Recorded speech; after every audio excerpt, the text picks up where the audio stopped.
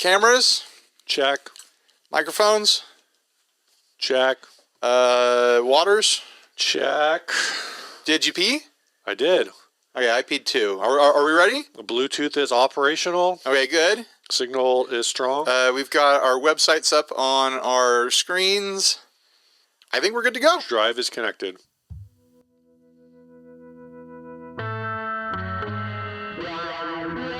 Godspeed, Steve. Hey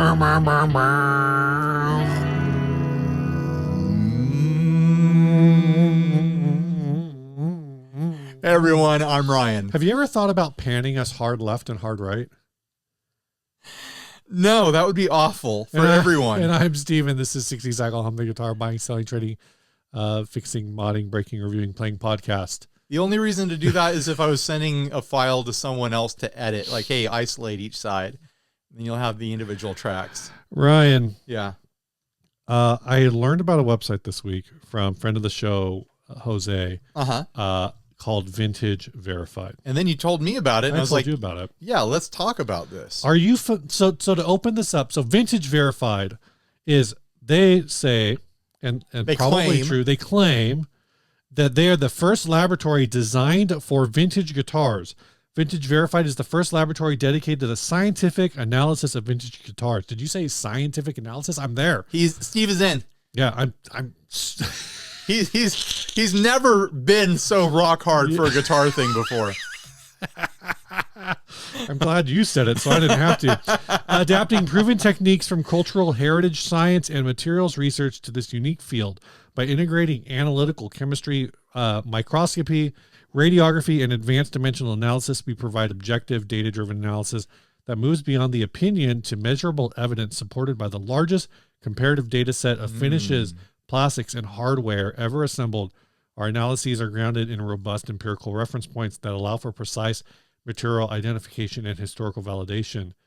That is the claim. I'm not going to go through. They got a lot of pitch on their website, right. you know. I'm going to say what I imagine they're doing. Go for it. I imagine that they're taking little slivers of finish, core samples of binding, things like that, like microscopic little samples of different parts of a guitar. And then they're running them through a spectrometer, and they are comparing it to other materials from the same time to verify if the ages are correct and if the chemical makeup of the materials are correct, which to me sounds like a really interesting endeavor. So this says their analysis is non-destructive using no-touch analytic technologies. It does say in limited cases, Vintage Verified will request authorization to remove a small piece of finish measuring less than half the size of a grain of rice. Okay. So slightly larger than microscopic. So they do need a sample. In some cases. In some cases. I think if there's something about the way the finish is that they can't verify through, I don't know if they use this, but I know like some people have tried to argue that vintage lacquer does a thing where it glows under UV. Right. So they might have something else where, say they do that and they go, well, this is vintage, but there's still something not quite right about it. Maybe that's where they request it. And I would have to imagine, you know, maybe they add some kind of chemical to that, run it through a mass spectrophotometer, get the readout back. And or, you know, I don't know if they'd use LCMS for this, but something along those lines. What is LCMS? Oh, you don't have liquid to know. chromatography mass spec. Of course. I forget what the LC is. It was on the tip of my tongue. Yeah. I probably got that wrong. I'm willing to bet this is a side hustle for guys that are already working in a lab doing something else. I bet it's like two dudes in some other lab that's successful doing like a medical thing or something like that. Sure. And they both have a guitar hobby, and they're like, I bet we could like authenticate vintage guitars. Yeah. So I bet we could get people to send us their vintage guitars, and then we could like document all these measurements, and then we could authenticate whether or not they're truly vintage based on, you know, like the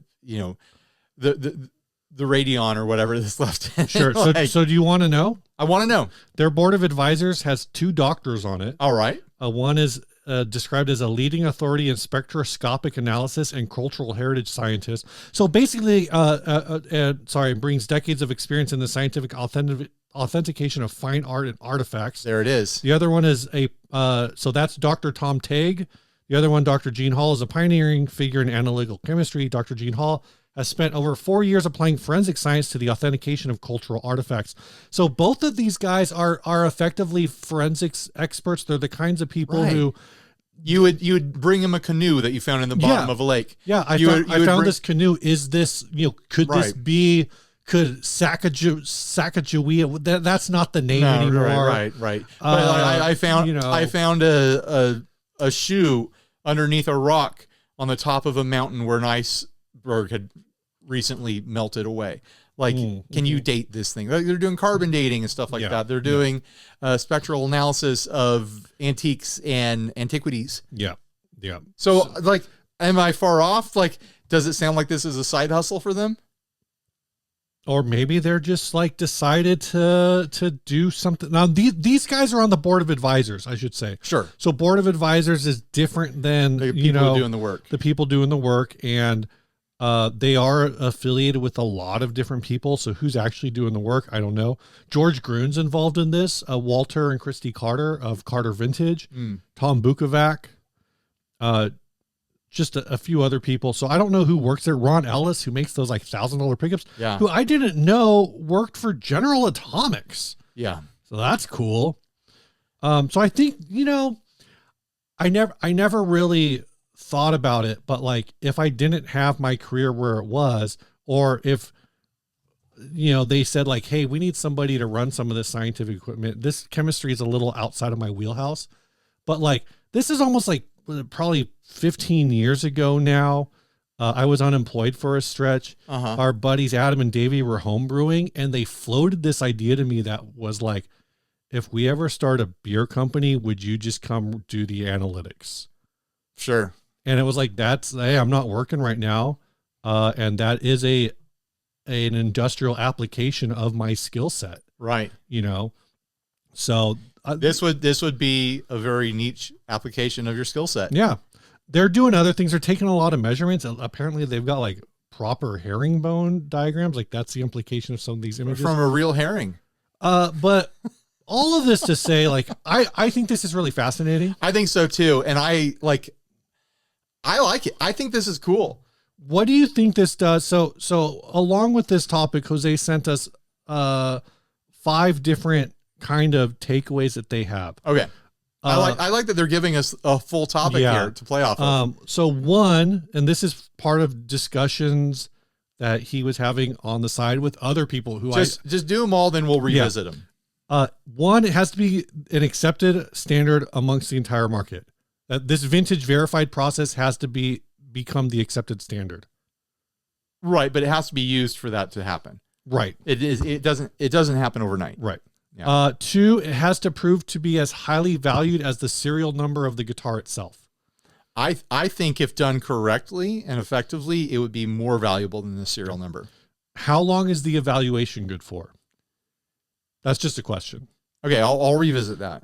How is the evaluation re-verified when the instrument is sold to ensure no changes have occurred? Mm-hmm. And is this standard to be required when selling an instrument to a retail shop, online, privately, when the instrument meets certain criteria?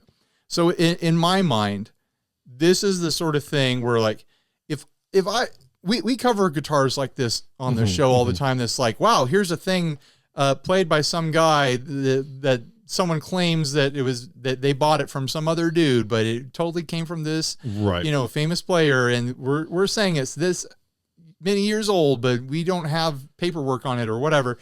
Like, this is a time to take those, let's call them $150,000 instruments. Yeah. In theory, and then send them to a lab and have them authenticate whether or not that could be likely. Mm-hmm. They could take samples and be like, yo, no, it totally is in 1968.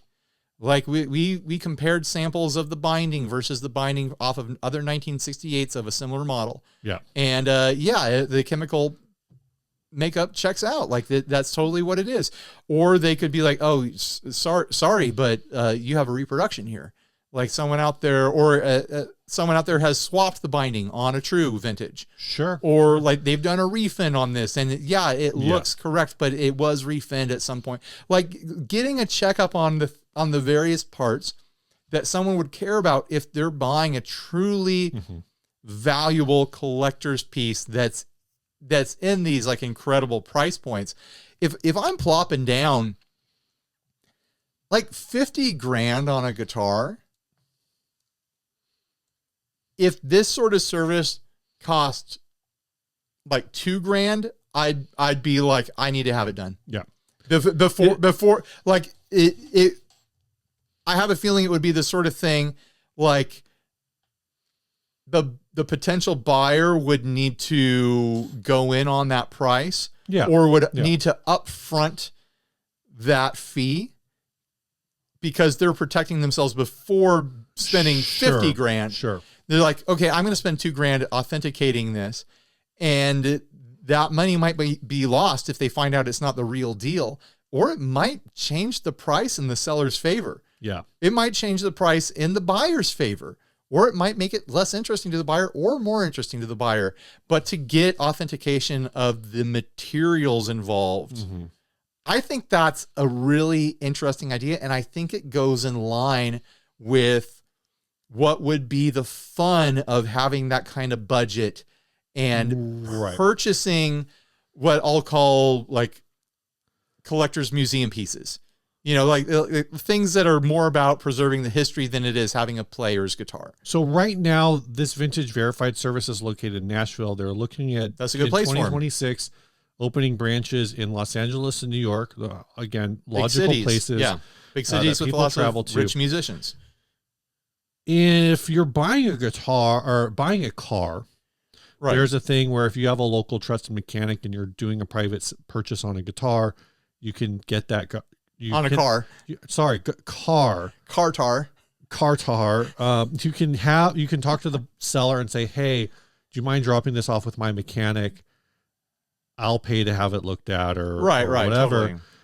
The last time I went on a test drive, they were just like, take it to a mechanic if you want to. You can be back in 2 or 3 hours if you want. Like they were real loose with it. But with a vintage guitar like this, it seems like unless you're buying from someone who's willing to personally travel to Nashville, like I don't know if I would be comfortable shipping a 10 or 15 or 20 or more $1,000 instrument across the country. The analysis is great. Like I think that's really cool, but I don't know if I'd want, now you're going to put, I think this guitar is worth $50,000. So you're going to buy $50,000 worth of insurance. Is that even a thing? I've never tried to max out insurance. There's ways that people ship high-end things. I'm sure. And that's another cost associated with buying these things. Like you got to get it to where you are somehow. Like if there's so much of this business is online now. Yeah. Like people who are buying from auctions like Christie's or whatever, they're not there in the auction room. I mean, that's a great point. And I know, friend of ours, Mike Adams, he does like guitar work for Julian's auctions, right? Exactly. And doing that kind of thing, doing this kind of forensic measuring. He would love this sort of thing. He should work for him. Yeah. I kind of thought that when it said they are opening one in LA, I was like, I wonder if, I mean, Mike might love his current job too. So maybe he could be a consultant or something. Yeah. I'm not saying he could do it full time. I'm just saying this is right up his alley. Like he would be in there with the calipers measuring nuts and frets and all sorts of like different parts of a guitar. They've got Tom Bukovac involved. I think that's a great get as far as like a known public figure. That's not just a store guy, a retailer, but is an expert kind of a thing. This is the call in an expert for Pawn Stars. Like this is like, it kind of is, right? We don't know what this is, so we're going to call in an expert, What do you think it takes for this to become the accepted standard on the market? I don't think this is a sort of thing where it'll ever be an across the board standard, but I think it could be a sort of thing where like, if there's any question whatsoever, someone's going to be like, hey, let's send this to the lab. So the reason I'm asking this, are you familiar with PSA? No. PSA or like, so there's PSA grading, there's Beckett grading. There's another one. I don't remember what the third one is. This is a grading system. I mostly know PSA and Beckett for trading card grading. Oh, okay. That's why I wouldn't know it, because it's for sports I think there's cards also comic book grading. Well, okay. Pokemon too. You play Pokemon, right? Magic the Gathering. I've never played Pokemon. What about Magic the Gathering? I've never played Magic. The point is That whole world, I'm outside of it. So where I'm going with the idea of this being an accepted standard is in trading cards, for better or worse. I personally, it seems horrific to me, but I don't know. I don't have, to me, trading cards is like, was the thing that I did with a kid where I got my allowance $5 and I'm going to go spend 2 of those $5 at the store to get 2 packs of baseball cards. Right. And then you open them like a damn fool, right? Yeah. You should have left them closed so the YouTuber could open them. Right. On a live stream. Instagram account. Yeah. Right. But the thing that happens with those is now if you have a card, and actually Jose sent me some examples of this, of a Pokemon card that was a PSA. So PSA is 1 to 10 scale, 10 being the best, 10 being like immaculate, right? A PSA 9 card being worth like, I think it was like $500, and a PSA 10 card being worth $3,500. Right. Do you think this vintage verified thing could become something where if it becomes a more accepted standard or an accepted enough standard, when you're looking for, say, a 1962 Stratocaster, you go on Reverb and you're going to see a 1962 Stratocaster for $20,000. I think that's around what they go. Let's say $20,000. Maybe it's more. Don't get at me because I'm just pulling numbers. Sure. And then you're going to see another 1962, and it's going to say 1962 Stratocaster vintage verified, and it's going to be $30,000. Right. Is that $1,000 service? This is a $1,000 service for guitar analytics. The way is that I'm what it reading costs? It's $1,000. All right. But is that $1,000 going to translate into, here's the report, guaranteed, not a refin, all this stuff? Is that going to improve the value of that guitar significantly? Because if it doesn't improve it significantly, then I don't think this catches on. I think, in my mind, it's more about risk mitigation. Because did I use the right word there? You did. I think you used the right word. I pulled a Scrabble word. It was a little bit of a gamble for a dummy like me. You put that K on a triple word going in 2 directions. The M too. The M's no slouch. It's a 3-pointer. You're talking about too. You're talking about mitigation. I always thought you were talking about risk. No. Risk is good. Isn't K an 8? I played a lot of 5. Oh yeah, it is a 5. I've played a lot of Scrabble.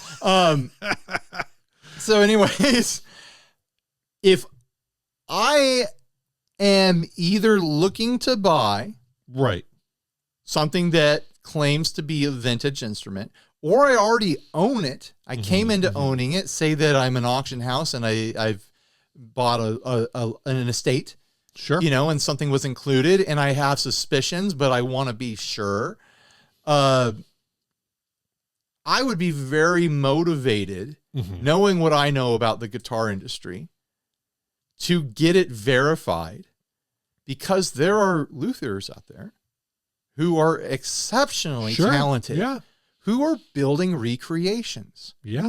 And this is not a new thing. It goes back to the 80s, as far as I'm aware, of like people making recreation 50s and 60s Fenders and Gibsons and things like that, because they can, because they have the skill, and they put them on the market. They get that's why people cover up serial numbers on Craigslist and stuff like that, because they're afraid that someone's going to steal the serial and clone it, even though is rarely anything that someone's going to clone, and people still do this. But there's people out there who are making clones of serialed vintage guitars.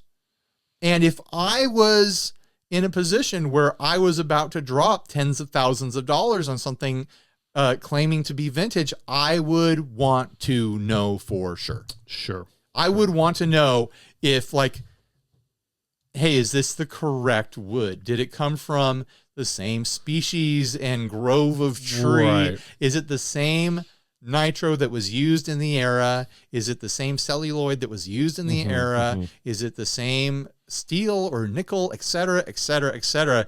All these things like combine into a picture that would tell you whether or not the object in question is legitimate and which percentage of it is legitimate. Yeah. You know, because things happen over the years. We all monkey with our guitars. We all tweak things and change things. And especially when it comes to vintage things, people restore things like that. Something could have been completely water damaged, and then some very talented tech or luthier restored it. And you don't know that it's not 100% vintage anymore. But if you have suspicions and you came into a deal like, man, I picked this up at a guitar show. It wasn't cheap. It was $6,000. But if I can prove that it's real, I have a feeling I can flip this for 25. Of course, you're going to throw $1,000 at testing. Sure. Why wouldn't you? And even if it comes back like, no, it's exactly what you paid for, at least you know. But I think that assumes that, like, you're going in on the side of like almost. You can in finding out exactly what it is, now you can tell people exactly what it is, and the fact that it becomes a known thing, like I can tell you for sure because I got it lab tested that the body and the neck are original wood. It was refinished, but as you can see, it's a very clean and true refinish. And we got the wax tested in the pickups, and it's era correct wax. And the whole, like you can make a laundry list of everything that you would want the buyer or seller of a vintage guitar to consider when figuring out the price. Right. I think there's like an in-between here, because you're almost describing it from the perspective of like, if you see something that's a good deal, so you buy it, but you're not like that's assuming that the first seller doesn't necessarily know what they think they have. Is my understanding? Sure. Well, in any situation, there's going to be someone who doesn't know exactly what it is. The seller might know exactly what it is because they've owned it their whole life, but the buyer doesn't know for sure that they've owned it their life. They're told that they've owned it their whole life, but there's no proof of that. But what I'm saying is, I feel like in the example you're giving, the odds of the person who's owned it their whole life selling it for $19,000 under value. I know. But if you're concerned that it could be overvalued, then you get it tested. Yeah. If you're like, man, I cannot take the risk on a $60,000 guitar and have it turn out that it's not real, or that it's like there's been things changed on it, so it's not actually worth that. Sure. But as part of the hobby of being in that scene, I would think that I would insist upon it. At those numbers, okay, when you're talking that about those sense. numbers, I would insist upon it personally. You're saying if you want me to pay, so say I'm selling it to you, right? You're going to say to me, if you want me to pay $60,000, then you need to spend $1,000 or $2,000 or $1,000 for the work plus all the shipping and everything. Well, all sorts of say like a couple grand. Everyone could come up with their own deal. Sure. I could say something like, "Hey, if you ship it to this lab, I'll pay for the authentication." Right. And then it's also a thing of like, what if the seller's weird about it? Like, oh, I don't want to get it authenticated. Then you're like, oh, yeah. Ooh, so that's bad. What I'm saying is, over the course of time, if this happens enough, right, what you will have is a standard. Right. An accepted standard that now has value, where people will say, okay, this instrument is $60,000 and I'm willing to pay $1,000 to get the $60,000 instrument verified. Yeah. Or I'm willing to pay $45,000 or $40,000 or $45,000 or whatever, less money, and to just take the risk. So there's going to be people who be like, there's going to be people who are like, I suspect that that's the real deal, and it might be something that they don't even know what they have. So I'm going to buy it before they get it tested, and then I'm going to get it tested to authenticate what I think it is, so that I can flip it for so much more. It becomes a dance. At the same, like that is kind of, I think, how some of the card grading stuff goes. Is people just going through other people's collection, going like, I know that this card is in. If it is a PSA 8, I know that card's worth $200, but because yours is ungraded, I will give you $40 for it. Right. And then I'll- they'll get it graded. I'll pay the $60 to whatever it is. I forget how much. It's like $60 or $80 to get it graded. So now I'm in the whole $120. But when that comes back as a grade 8, I've made $80 right. overall, and that thing is presumably going to go up in value. Or they have an investment piece. They have a thing that's like, I've had it authenticated and now it can sit in my vault and hopefully gain value. What do you think about the idea that these evaluations can only be good for a limited window? And what is that window? No, it's per sale. It's per sale. It's per what sale. if you just don't sell it? Like, what if you said like it's the vault thing? Right. So you just send yours off. You know, say you've got a 60, 62, Right. whatever. I keep going back to 62 strats. I don't know why. No, the people know, the people running this, they know it's a per sale. Because here's the thing, the whole thing that I told you earlier, some talented tech out there, some talented luthier, they get their hands on one of these, right? Because one of their rich buddies buys it and they're like, hey, clone this for me. So then they do a clone. And then the rich benefactor, they paid for a clone to be made, thinking like, you know, I'll keep the clone. I'll have them clone this for me, and I'll have an exact copy of this authenticated one, and then I'll resell the authenticated one. Then they get greedy. They think about it a while, like, it's an exact clone. I'm going to sell the clone. I'm going to keep the real one and sell the clone. So you have to get it authenticated every single time, because there's people out there who do shady stuff. It doesn't matter. Like if you've got this paper trail, like, oh yeah, this is the one.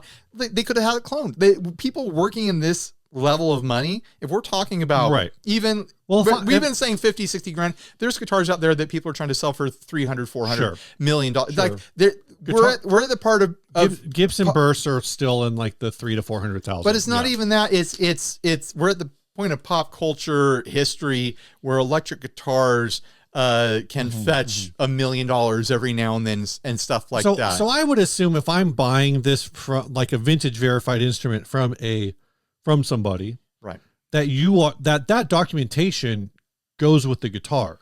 Sure. So if you cloned it, yeah, you can keep the clone, but I'm getting all the documentation. But I'm telling you, they'll take the clone and they'll sell the clone and try to sell it off with the certification, with the certification and the paperwork, because it like the very talented person that they hired sat there and copied every nick, every check. So they found a piece of wood that has the exact grain somehow. Like there's people out there who do this stuff. So in that scenario, would you say that like if you're spending a top dollar on a guitar, you're almost saying like, I'm going to pay, or like you have this vintage verified, and as soon as I buy it from you, I need to send it back out to have it re-verified? I feel like that's basically what you're describing. I'm saying as a that fail-safe if you are buying a guitar from someone, in that transaction there should be a verification. Yes. Or if you're selling a guitar to someone, per transaction there should be a verification. I would want that. If I was spending 6 figures on a guitar, I would want verification with each purchase.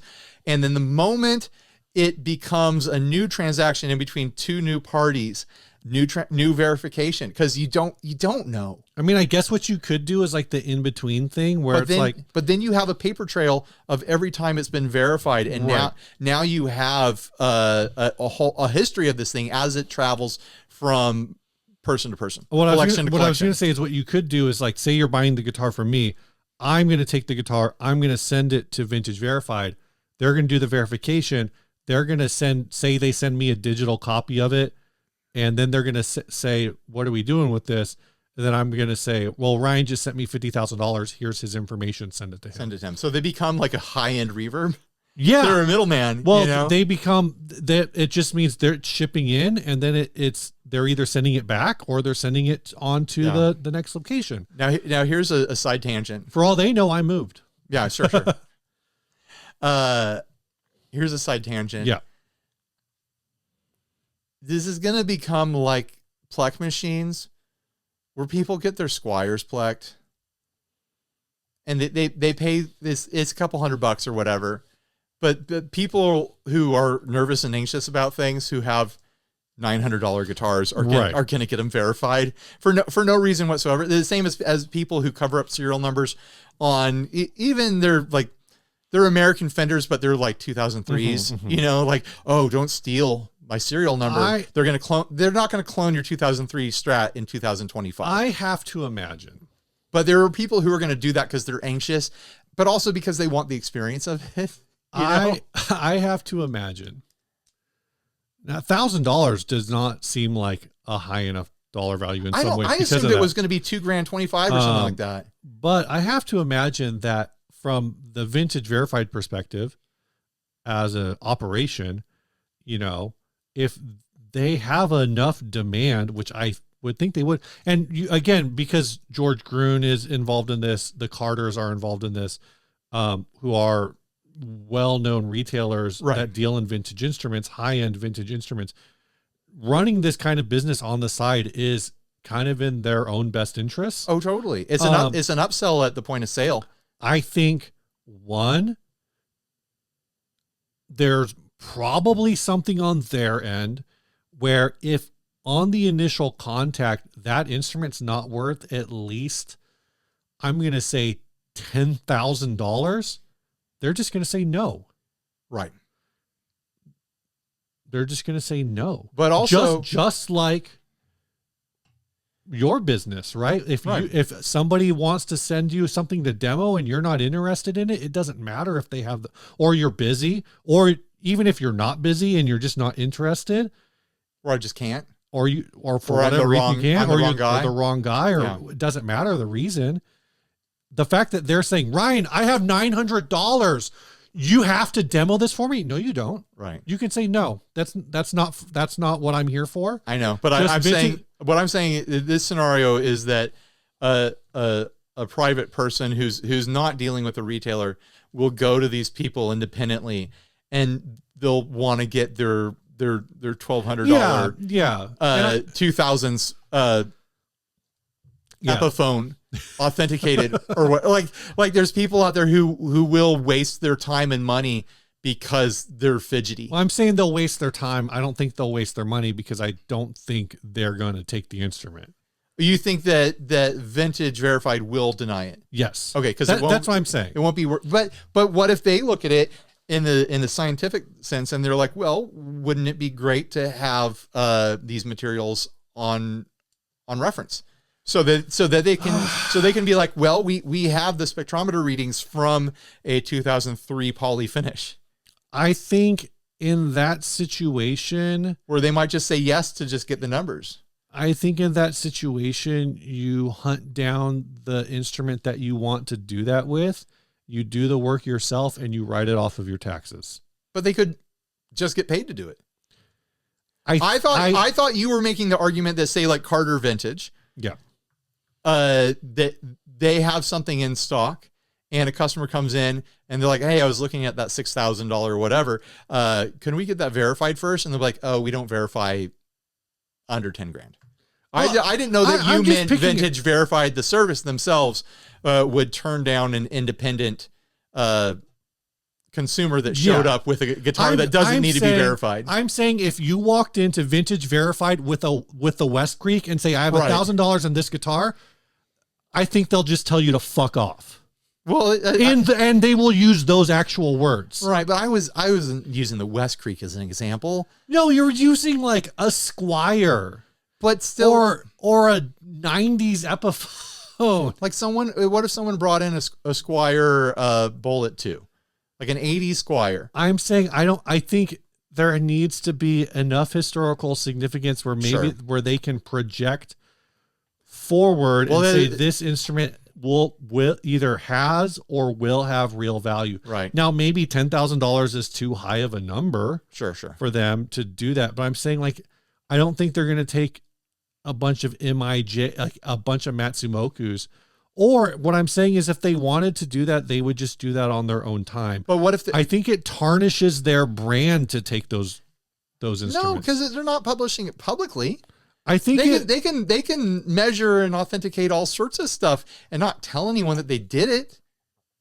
But all of those certificates are going to be out there. Okay, all right. But I mean, what, I don't think about these scenarios though. Say we see this all the time on the show. You got someone who's got a squire neck on what they claim is a 58 body. Yeah. You know, so you send it in and you're like, I know there's a squire neck on it. Can you authenticate the body? I mean, that's a service that they have. Right. Like, so yeah, that would be, but that's a little different. There's gray area there. Sure. You know, sure. There's moments that would be absolutely absurd. And they're like guitarists are eccentrics. Like we've got some real weirdos in our mix, don't we? Some real eccentrics. I would not put it past a guitarist to send in a cheap guitar just because they're curious. Like, well, let's see what they say about this. I'm going to fool them or whatever. Like, or just because they're paranoid or something like that. I think that would actually be a really interesting thing to do, would be to take, say, something like there's people who send in like a spit sample from their dog to 23andMe and find out that their dog is Irish. You know? I think that's something that would be really interesting, and maybe they've done this. I don't know if they have any videos online talking about this kind of stuff, but I do think it would be interesting to go in and take some guitars from some of these collections, like the Ursay collection or a John Fives collection or whatever, where they might say, yeah, I got this guitar, or the dude that used to own Rode, these big time collectors. Right. And maybe they have something where they're like, yeah, I have this instrument and I got it because I thought it looked really cool, but I've always wondered about it. I think those are cool partnership videos. Totally. I think it would also be fun to because this is effectively a new scientific approach. It's almost, you talking about Plek is a interesting cross system example, because when Plek was first introduced, I think a lot of people thought it was a gimmick. A lot of people still kind of think it's a gimmick, but I think it's a lot more accepted now. Sure. So I think it would be interesting It has become standardized, hasn't it? To find somebody who isn't an expert, who's an accepted expert in vintage instruments, and like put them to the test. Like, and so you get a third person, one of these guys you're talking about who's an expert relicer. I don't know, is Murphy Lab, would you put the Murphy Lab in that kind of a category? Say you put down 335. Yeah. Put down 3 of them. One is true closet classic vintage. Yeah. They know for sure that it is because it's been in a Gibson vault for 60 years or something like that. And then you've got one that's an amalgamation. Yeah. Things have been replaced. It's been refinished, but the wood inside, there's certain things that are original. And then you've got one that is a full-blown counterfeit recreation by a master or something like that, and see what they can detect. You know who needs to make this video? Who I think the right person to make Rhett. this video is? It's Rhett. Yeah. It is. Do it, Rhett. I would love that video. No, yeah, that'd be a great one. I've said this before. It's definitely not us. I've said this before. In conversations, and I don't know why. You know why I do this? It's because I'm self-conscious. Sure.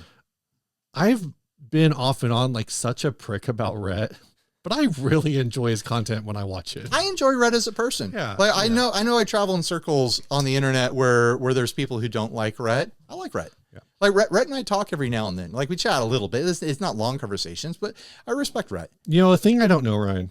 Uh-huh. How many Chase Bliss pedals does Rhett own?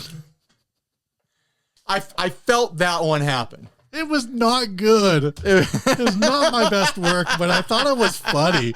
It's a funny idea. That is funny. I don't know how many Chase Bliss pedals Rhett owns. I don't know how many Chase Bliss pedals you own, but if you're interested in potentially owning one in the future and finding out when maybe they go on sale or there's B stock or there's a really cool new colorway and you want to know about it first, head on over to Chase Bliss using the link down in the description and sign up for that newsletter. Get on that. And I knew it was time too. I knew it was time for us to transition. We had to get out of that. I'm watching the clock. Right.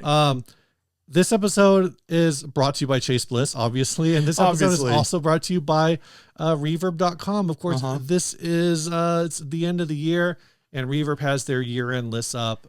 Go and check those out. If I found some time, I may have made a video about them. if I didn't find time, then I didn't make a video about them. There you go. So that's that. But Reverb is one of the best places, if not the best place online to buy and sell used gear fast, deal with sellers who most of the time are good people. I mean, every service has its bad eggs. And I think the people there who run the company are, well, maybe I don't know anything about the people that taught, but the people who work there seem like they genuinely care about doing good work. So, I mean, generally this entire industry, every guitar brand that I've interacted with, everyone's a musician. Yeah.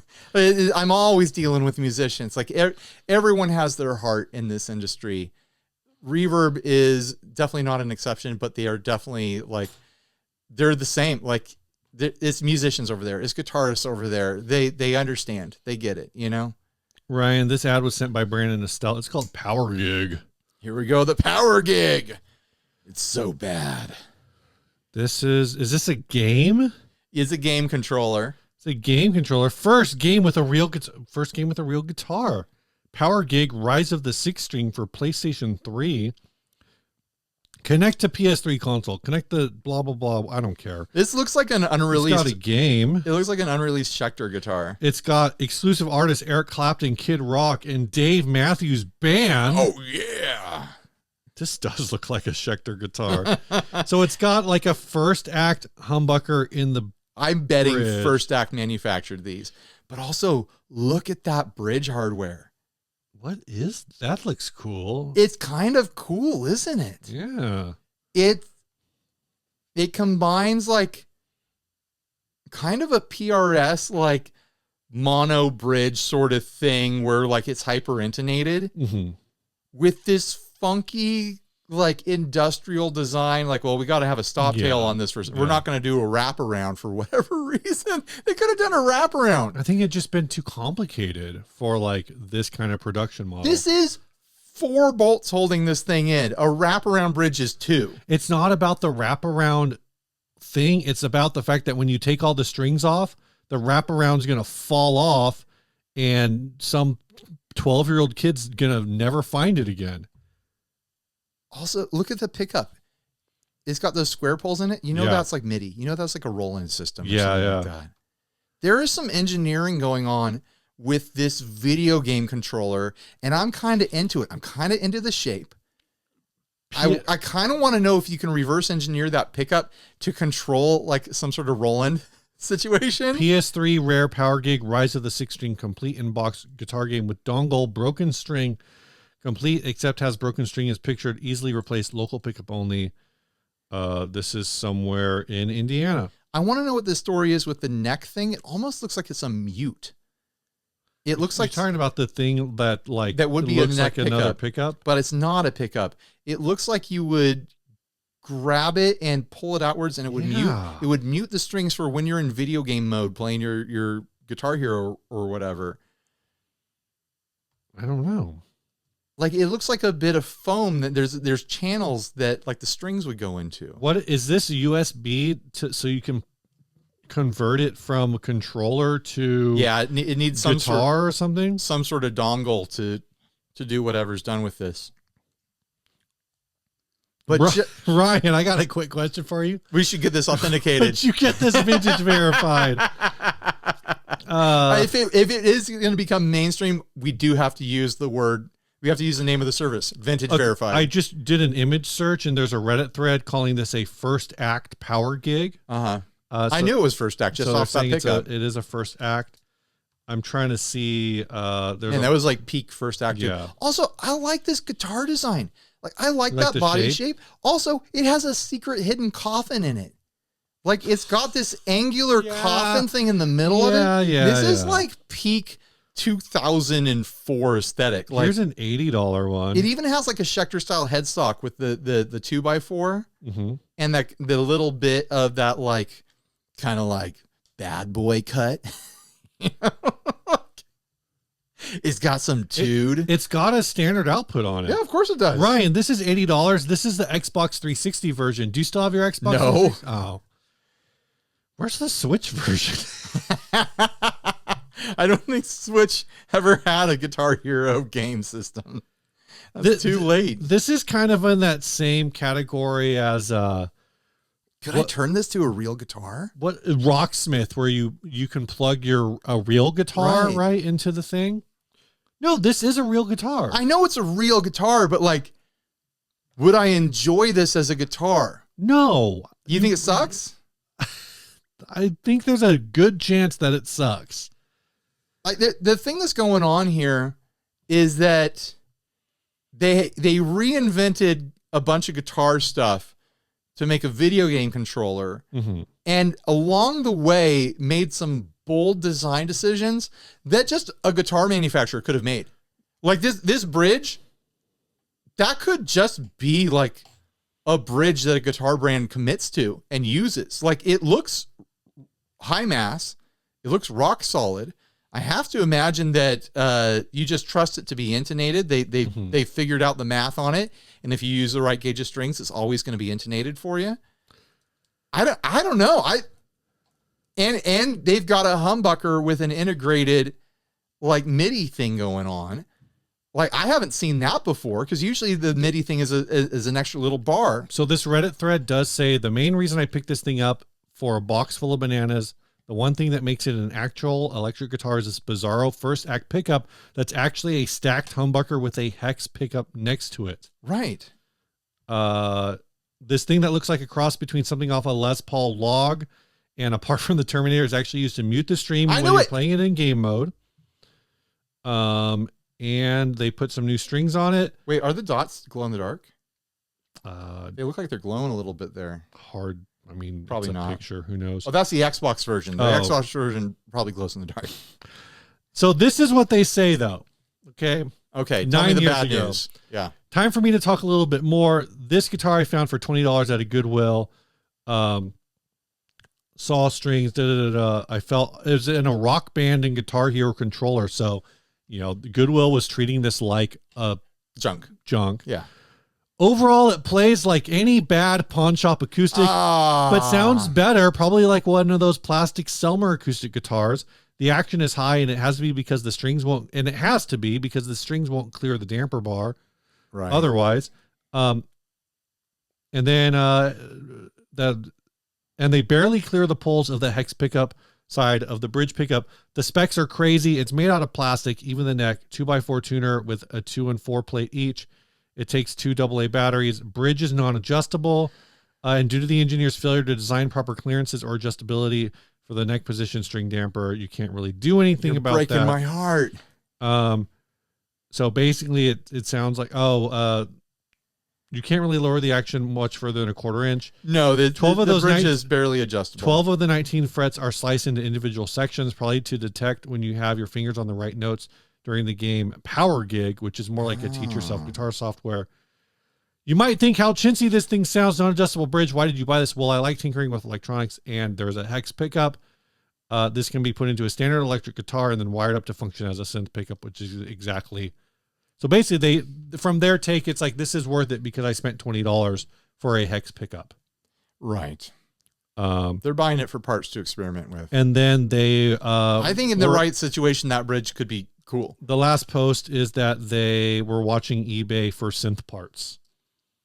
Also, and that's it. Also, guitar builders should look at this body and see this creative cool thing they did with that internal coffin shape that's in an otherwise fairly normal guitar shape.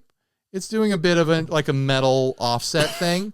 But that hidden coffin in there that's cool. Yeah. That's a cool design thing that I'm not seeing guitar builders do that. A toy builder did it. Mm-hmm.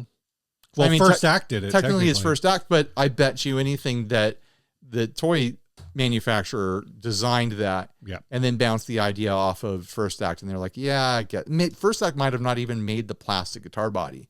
They might have just made the guts. Yeah, you know? Maybe they supplied the pickup and they told the toy people how to do the tuners. I bet there's some. Oh man, it'd be great. I bet First Act designed like a $3,000 prototype, right? And said this is what we would do, and then the toy manufacturer was like, okay, well, like tell us how to make the pickup part for like as cheap as possible, and we'll take care of the rest.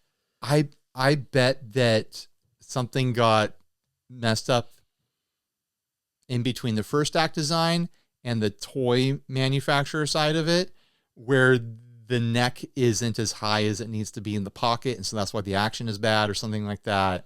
Like there's something lost in translation from one industry to the other. Yeah, maybe. Because I bet that if First Act designed the guitar side of this, that they got it right. It kind of sounds like the mute. It all kind of revolves around that mute thing. I mean, I look at this, and if you had said, the neck is surprising, it's not great, but it's surprising, then I would have been like, man, maybe I should get one of these, rip that mute out, put a pickup there. It could also be that because it's a plastic neck, is the neck itself plastic? Yeah, that's what the guy says, that it's plastic. Yeah.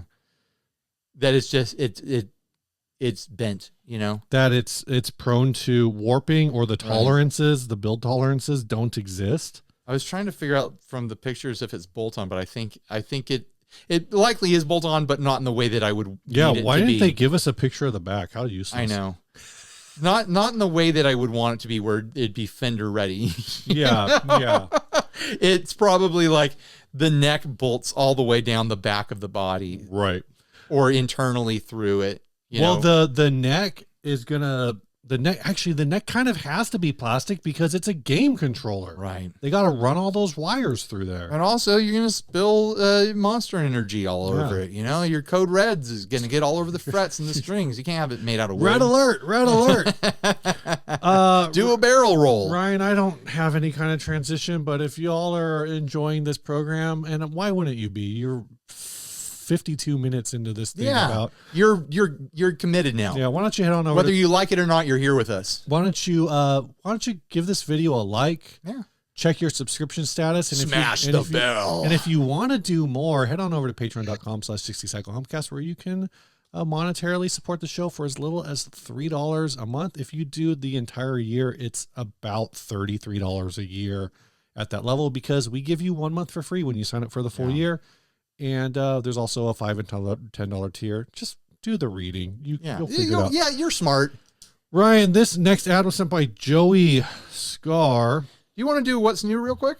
You want to jump to what's new? Let's do what's new. You got a pedal right there that you want to talk about. I finally you remembered to get. But this has been here waiting for you. It's been here for months. Been here waiting for me for months. I did not forget it until 2 weeks ago. It took me forever to demo mine. But this is the tight for Steve Progress Dad 250. Something I mentioned. Ryan Berman over at Progress Pedals knew that I liked it tight. Something I missed when I did my demo, when I finally got my demo done, is that he did two different versions of the circuit, one for you and one for me. So yours is tight. I forget what mine is. Loose? I think yours is fat. I think mine is fat. I think it has to do with the toggle internally. Is just gotcha. So I think everyone can have the same settings. We have the same pedal. Right. But this is my favorite detail on this pedal, and I saw this because Jose worked on it, who we talked about earlier. Yeah. And Ryan, and they worked on this, and it's dreamt up in San Leandro, California, assembled in Holland, Michigan. Mm-hmm. So this is a great thing. And I like that switch. The one that I demoed. Yeah. And the prototypey one that he sent us too. Yeah. Excellent. Like really, really fun take on a 250 circuit. Like if you want like that broken, torn speaker Link Ray sort of sound, like it just does it. It just does it. It's a really good circuit. He's done a great job on that. I'm so happy for him that he's gotten it to a point of like commercial completion. Yeah. And now you've got one. I've got one. I'm very excited. Should I, when I do demos, Steve, should I more often, or should I start, because I've never done it before, should I ask them to throw in a little extra something for Steve? Like, I'm not going to say no. Like if I think like a pedal would be up your alley, should I be like, hey, send an extra one for my co-host? I think that would be fun. Would you like that? I'd like that. I mean, Ryan, I would like it. Here we are 10 years into my demo career. But I don't know if that's it would guarantee a mention on the show. It would guarantee a mention on the show, but I don't know if that's worth a pedal. I think I'd leave it up to the manufacturer. Here's what I'm going to say. I would wholly appreciate that. What we could do is like, but from a manufacturer perspective, that is a ludicrous proposition. It is ludicrous. There's very little value there. No. But I mean, it could get you talking about their product on the show some point, you know? And on live streams, and yeah. it would almost guarantee. I'm not going to say it's going to guarantee pictures on Instagram, but the odds of you getting a picture of your pedal on our Instagram would go up significantly. Here's what I'm gonna put this. I'm gonna put this in your court, Steve. Sure. If you see an email come in and you're like, I want one, then that's on you to tell me. Okay. And I'll see what I can do. Right. Can you get me a fuzz billion? Which one is? Oh yeah, that's the one with the rotating numbers on it. Yeah. No, I don't think I can. Did we talk about scaling pedals before? Scaling There's pedals. an Instagram account called Scaling Pedals. I don't think so. That's what it's called. It's a guy who opens up pedals and takes pictures of guts and talks about why, like, certain components being very expensive and okay, sure. and things like that. That's cool. It's really So he's like power scaling. It's though. like really. Is that what? I don't know. I don't know. Maybe that's what it means. Yeah. It's a really cool account. I'm going to put that as new. Progress Pedals, and I'll make a note. And Progress Pedals scaling. Did they do progress pedals? I don't know, but they did. Okay. They have a fuzz billion one coming up. The way that you were writing that down, I assumed that maybe that's what they were doing. I'm not sure if they did, but they've done a lot of things. And like the big like $600 walrus delay, like broke down that there's like, I think 8 or 12 or something delay chips in there, and that's why it's stupid. Anyway, it's a really cool account, but they're getting a fuzz billion, and so it just made me think of that. Okay, those fuzz billion pedals are nuts. Yeah, they're a small builder, and they hit me up, and it wasn't the right fit. So, but those things are cool. Go check them out. This ad, and again, Ryan, Progress Pedals, thank you so much for this. I'm very excited. This ad was sent by Joey Scar. It's called the Buzz Bow. It's a diddly bow. It's a buzz fighting version of a diddly bow. We're running low on time. We got to knock these out. That's what I'm talking about. This has custom fighting humbuckings, GMB narrow space Alnico 5 magnets. It's just got a bunch of like high-end specs basically, but let's look at this. Oh yeah, this is the Joe Walsh one. Joe Walsh owns the other one. Joe Walsh owns, I thought he owned this one. No, the picture clearly says Joe Walsh owns the other one. No, it says Joe Walsh owns one. The other one belongs to Vince Gill. This one is owned not by Joe Walsh. There's 3 of these. There's 3 of these. Right. Okay. What a poorly worded picture. Better words on your pictures, please. I will personally. Okay, this is $300,000. That's why I know about this. I'll personally hand deliver an ultra rare piece of history. This one is one of only 3. Okay, now that's why you know. I read it. Bo Diddley tribute. I wasn't there yet. Ever made by legendary Luther and guitarist Buzz Fightin of the Rascals. I know him as the Buzz Fightin tuning system guy. Okay. The other 2 belong to Vince Gill and Joe Walsh. The significance is deeply personal. My father, Frank Davenport III, met Bo Diddley in 1972. I was raised by Bo, and my father didn't just know him. He played with him, and in the 80s made the record Drinking Jack Daniels with his band, the Tongue and the Groove Band. This is listed under Bo Diddley Country on YouTube. My father gave me this guitar, and we've poured that lifelong bond into preserving an instrument he would have cherished. This is not the standard square guitar, but a stunning Art Deco inspired futuristic masterpiece. You can watch it on YouTube. Hear its incredible sound yourself. So this is a guitar that not only is ultra rare, it has a connection to a different legendary luthier and guitarist, but was also it's a family passed artifact through the hands of Bo Diddley. Yeah, no, basically it sounds like an extended family, or like so close we might as well be family sort of situation. My first thought when I read that was like, well, why would you sell it? And then I remembered, $300,000. That's life-changing money for a lot of people. Like, you've got a real story here. You've got a real family artifact, but that's like business starting money. That's house down payment money. Yeah. That's send your kids to college money. It's so sad that that's house down payment money and not just house money. I know. In our minds. I know in a lot of the countries, people would say that's house money. But. Or it's like retirement money. Yeah. You know, like there's something in me that's like, why wouldn't you keep it? The other part is like, the guitar's not going to pay your bills sitting in a case. Sure. And you're going to sweat it being in that case in your closet for the rest of your life. Like, it's amazing that he has it. Mm-hmm. It's amazing that he had this personal relationship with Bo Diddley. It's amazing that this guitar came into his life through that. I don't fault this person one bit for making a financial decision based around this thing. Yeah. Like I think it's a no-brainer. If I had this in my life and I even had the personal life story, it would be a daily temptation. It would be a daily temptation to sell it. Yeah. And eventually I would do it. Now, So who knows how long this person has been sitting on this. So do you think this is worth, this was originally listed for 500,000. It's dropped down to 300,000. Do you think a $200,000 price drop? Yeah, it's a 40% price drop. I think that's a make me an offer number. Right. So I doubt they're actually expecting to get that amount. Bo Diddley's famous. Yeah. Yeah. Is he $300,000 guitar famous?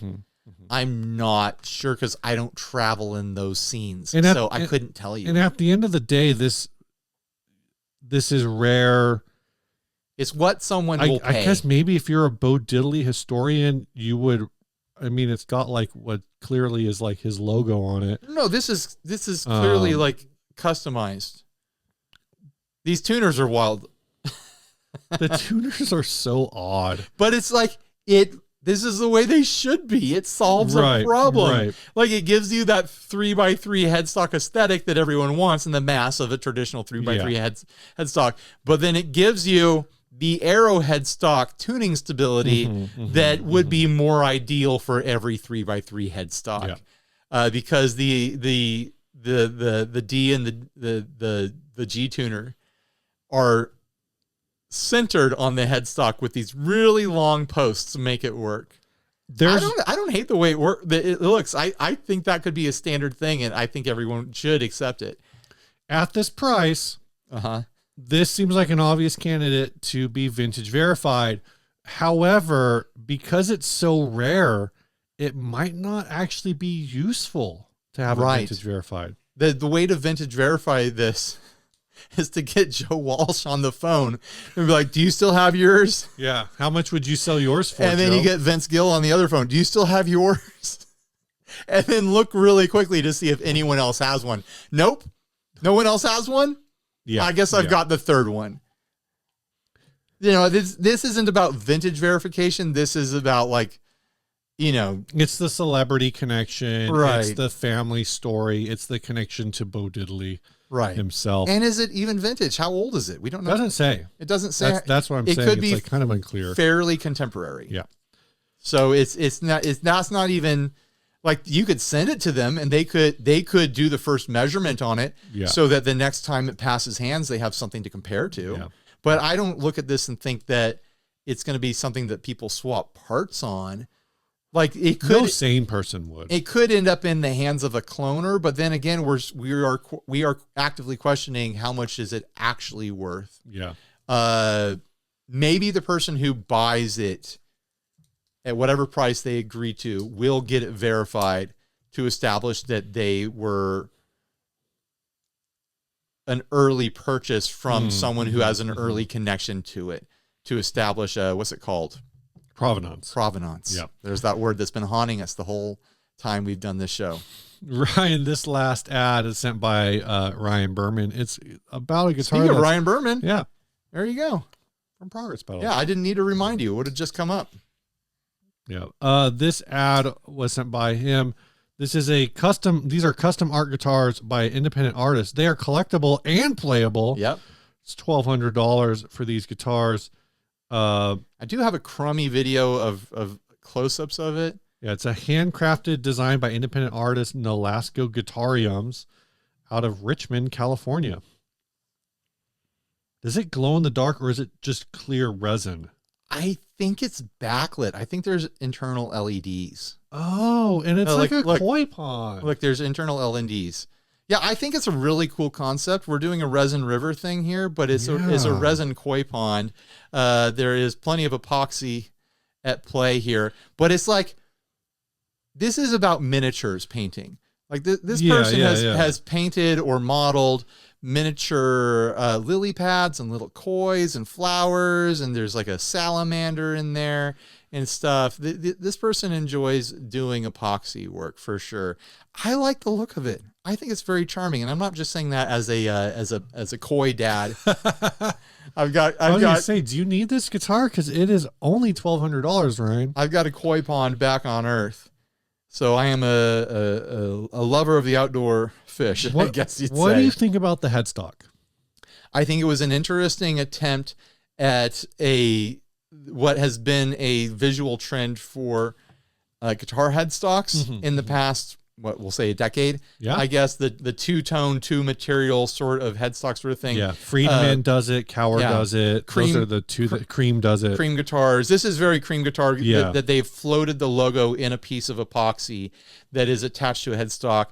It is interesting that they did it off of a Fender style, fat 70s style Strat headstock, and then they tagged it on. It feels a little bit haphazard. I don't think that's a 70s. It's some it's a straight line. It's some variety of a Fender, but it is a Fender. It's. I don't believe. You know what? It might have been a fat, and then they shaved it back to be more straight. Maybe, but I don't think this started as a Fender. I think it's like an all parts or something like that. Yeah, I would agree. But I don't know. It's a little off kilter. The attempt was made, and I think they did a clean job of the attempt. But I would expect it to be a little better balanced on a production model. But clearly this is an art piece. Yeah, you're buying this for the koi pond and the lights. How much did they want for it? Like $1,200. This isn't about buying a guitar. It's about buying an art piece. And in that case, the price is the price. Will it ever sell? I couldn't tell you. I mean, it's been up for 8 weeks. Yeah. Well, she's trying to sell it on Facebook Marketplace or whatever. Yeah. She's probably gotten a lot of offers for trade for paraphernalia and maybe and trade for car parts. And you got any interest in a turntable? Right. Open to trades, and then you look at their account, and it's like, wow, scrap metal, free dirt. Yeah. Any chance you need a 1982 Honda Civic catalytic converter? This is a situation where at $1,200, I would look at this and I'd say, I love this. I want to commission a piece. This is let's get custom with it. Let's talk about what I want to see in my custom piece sort of thing. Yeah. And let's start with a guitar that I'm into.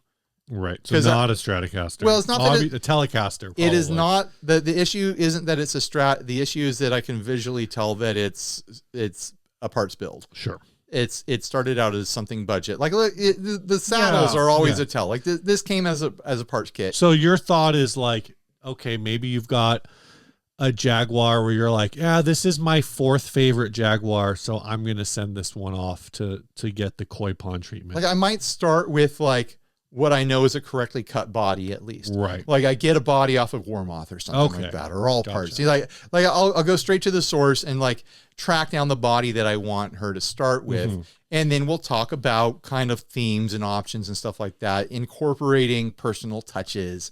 Right. Like I think for me personally, you're going to take pictures of your own koi. Right. Like really nail this koi that looks like every other koi. Like, try to get a few chickens. Do you still have chickens? We still have chickens. Put a couple chickens in that. Did I tell the chicken story on the show? Which chicken story? How we ended up with chickens? I'll tell it some other time. Yeah, Ryan, we only have 18 minutes. I know. We're almost done. Don't worry, Steve.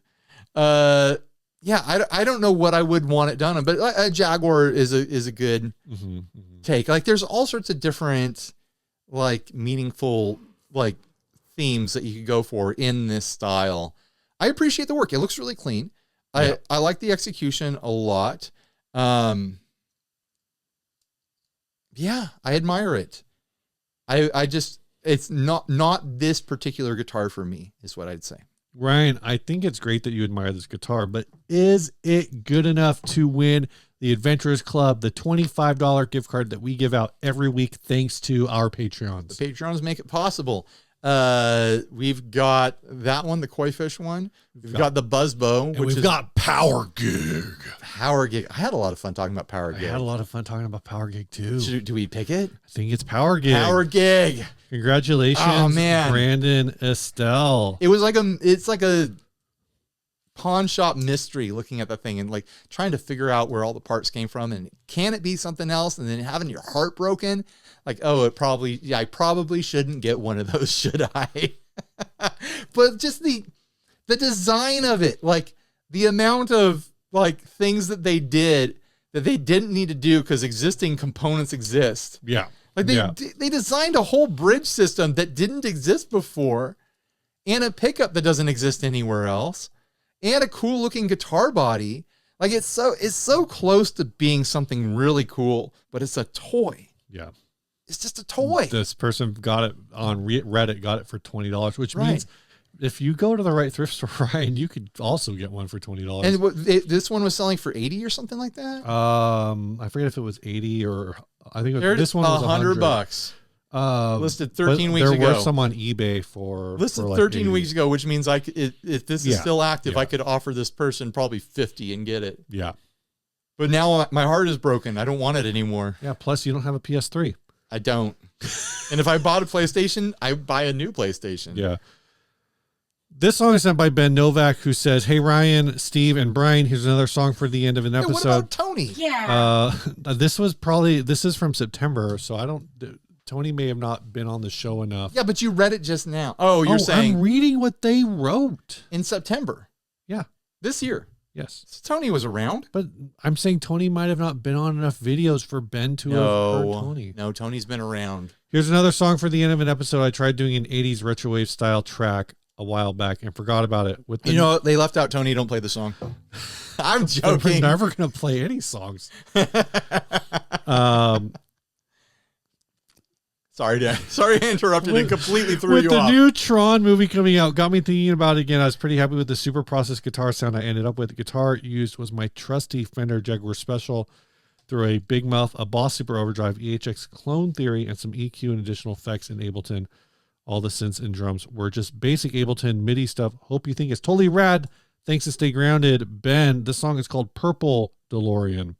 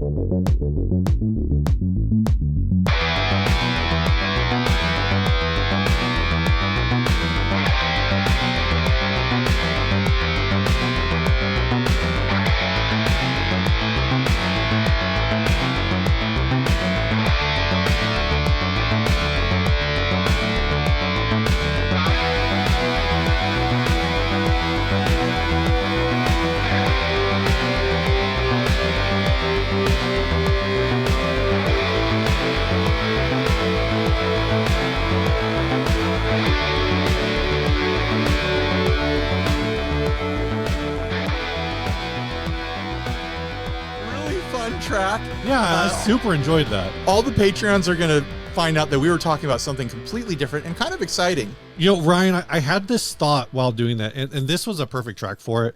And that I don't mean that as an insult. Like, I think this was a really good track, very solid, synthy, a little bit outside of like the usual guitar milieu, but I think both this song and then last week's song from Jessica were a lot of fun adventures into synthy space. But what I was going to say is we pitched them as Patreon and YouTube member song commentaries, like exclusive content, but we could also use those videos to just talk about things that are for people, like behind the scenes kind of stuff. So it doesn't necessarily have to be a song commentary. It can we just can talk be about things going on. any sort of goofy message you want to put out there. Right. I never really thought about that before. Yeah, totally.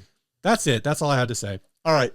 Thanks for watching, everyone. Thanks for sending the song. Yeah. Really Thanks, cool vibes. I wish I could go to a Tron-themed bar and drink a blue drink. Yep.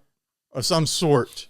See people shoot lasers at each other. Pew, pew, pew, Yeah. pew. I want to see Tron fight for the user while I'm drinking a blue beer.